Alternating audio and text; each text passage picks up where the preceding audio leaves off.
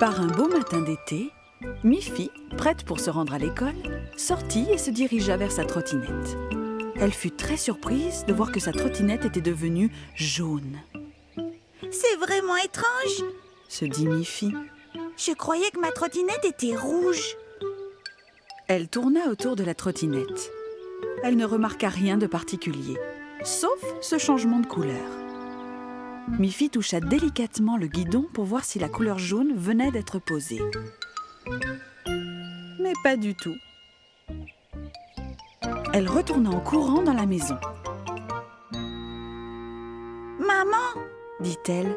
« Est-ce qu'une trottinette peut changer de couleur pendant la nuit ?»« Non, je ne le pense pas, Miffy, » dit sa maman. «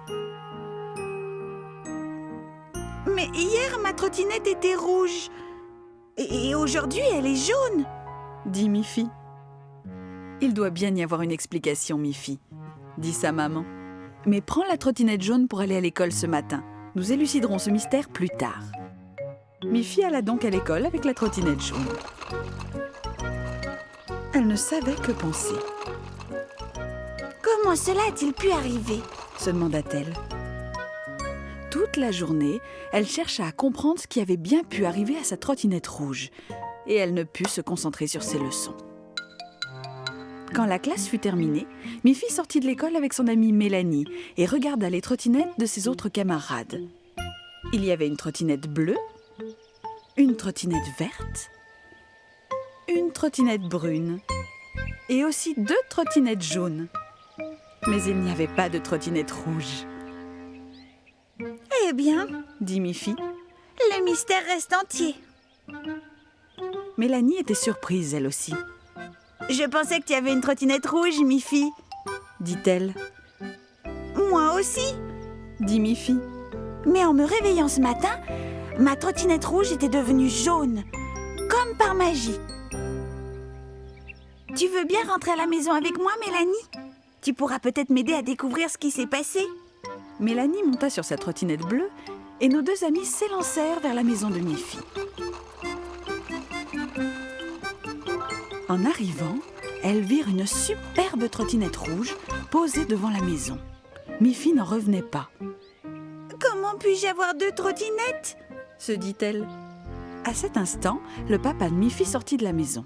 « Bonjour les filles, je suis content que vous soyez déjà rentrées de l'école.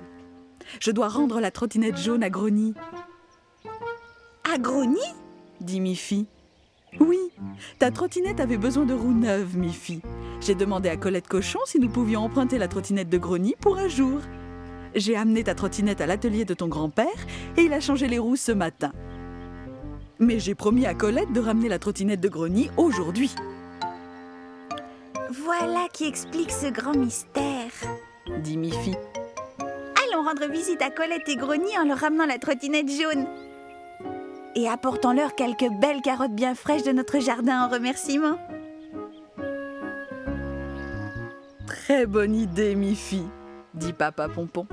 Miffy et Mélanie remplirent un plein panier de carottes. Tandis qu'elle ramassait les carottes, Miffy dit à Mélanie. Parfois, le mystère existe aussi dans la nature. Comme ces feuilles vertes, qui sont en fait des carottes oranges. Cela les fit bien rire.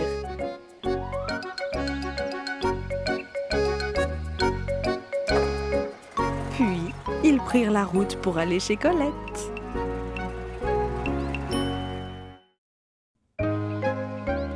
Un jour, à l'école, la maîtresse dit « Aujourd'hui, je vais vous montrer quelque chose de particulier. Fermons les rideaux et éteignons toutes les lumières. » Quand tout fut dans la pénombre, la maîtresse alluma sa lampe de bureau et la dirigea sur le mur. Puis, elle prit un morceau de papier qui avait été découpé et représentait la forme d'une petite lapine. « Regardez, » dit la maîtresse. « Si je place cette image devant la lumière de la lampe, vous pouvez voir son ombre sur le mur. » Extraordinaire! C'était bien l'ombre exacte de la silhouette d'une lapine. « Vous voyez ?» dit la maîtresse. « Quand quelque chose ou quelqu'un se trouve devant une lumière, il y aura une ombre. Vous pouvez essayer vous-même si vous sortez au soleil. » Quand Miffy et ses amis quittèrent l'école, le jour baissait et le soleil se couchait à l'horizon. Tous les arbres projetaient l'ombre de leurs troncs sur le sol. « Essayez de ne pas marcher sur les ombres, » dit Miffy. « Sautons par-dessus et ne marchons que sur les parties ensoleillées. »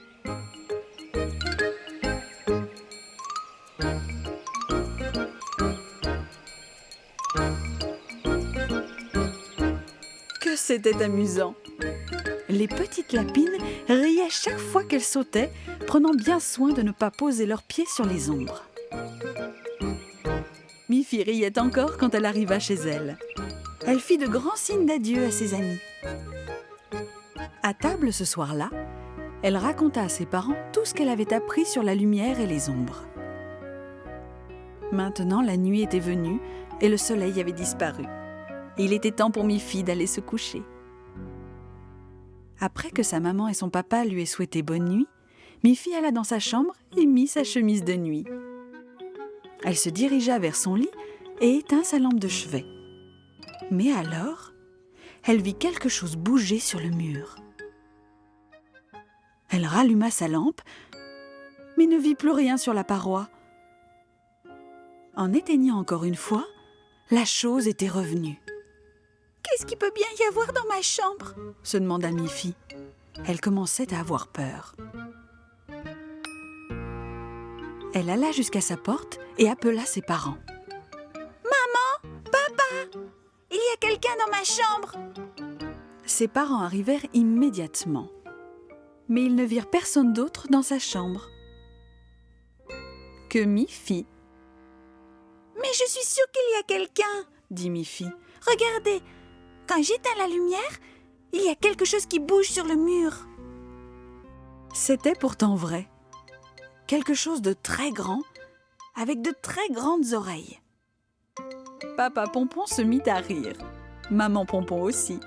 « Mais ce n'est que ton ombre, Miffy !» dit son papa. « Ça ne peut pas être mon ombre !» dit Miffy. « Il n'y a pas de soleil et la lampe est éteinte. » « Mais regarde par la fenêtre, Miffy, » dit sa maman. Mais oui, il faisait nuit et il n'y avait pas de soleil.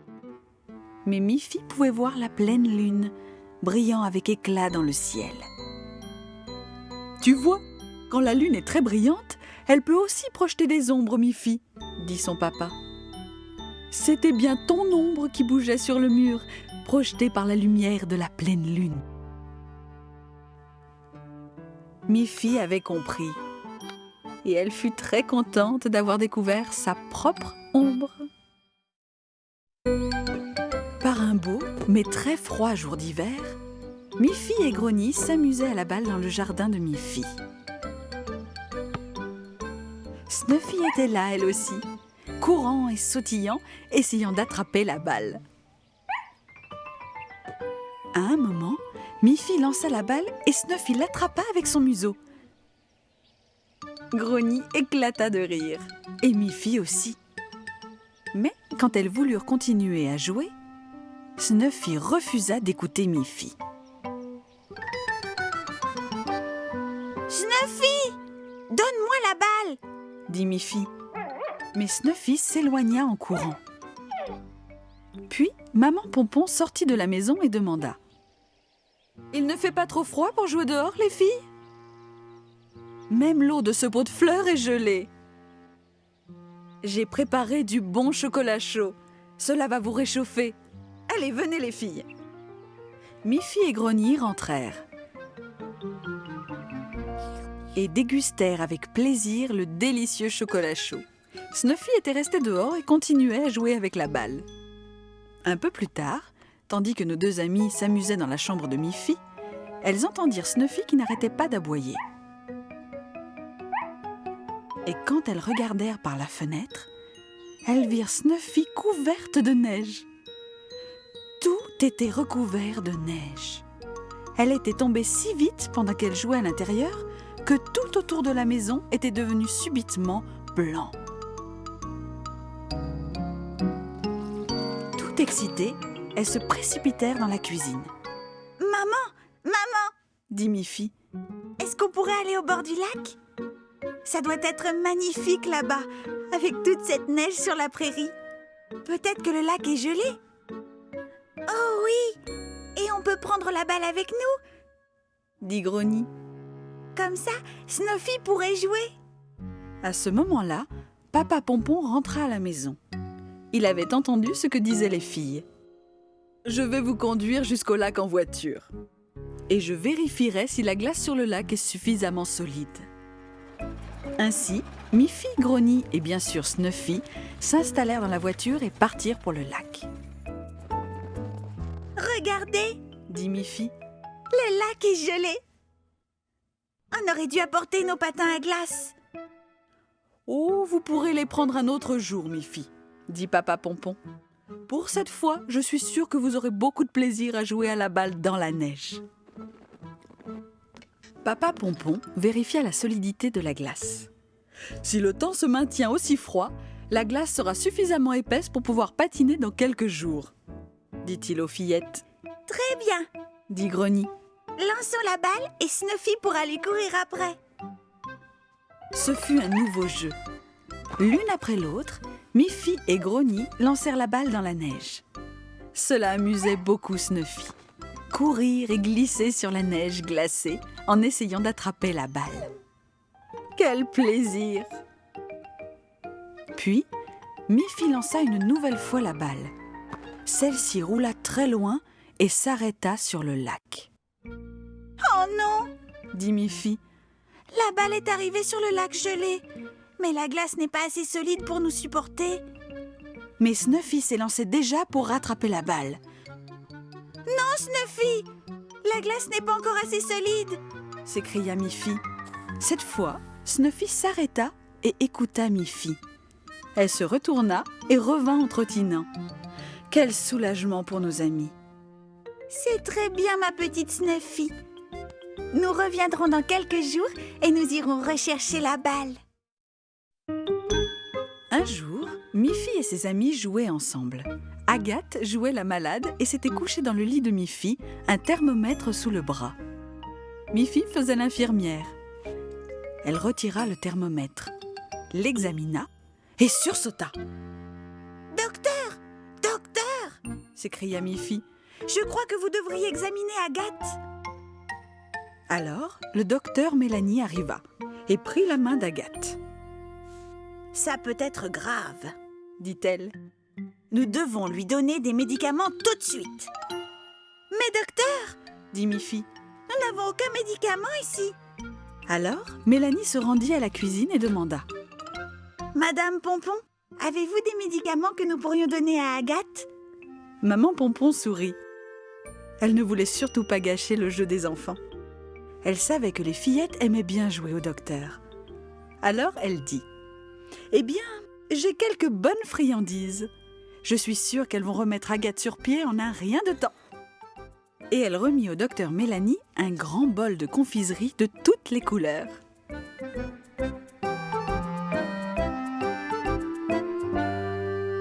Mélanie donna à Agathe un de ses bonbons.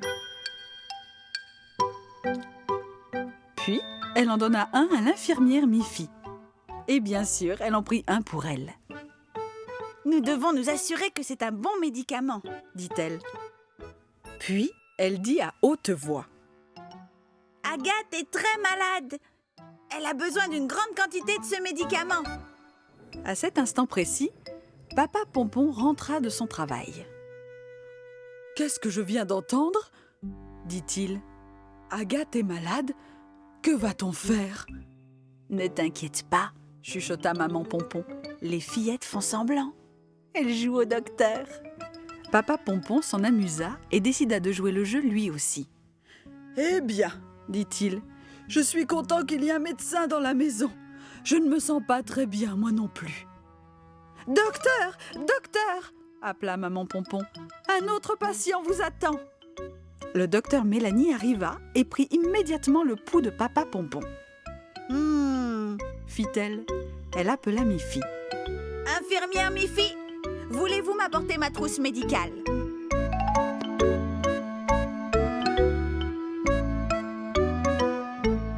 Miffy arriva avec la trousse.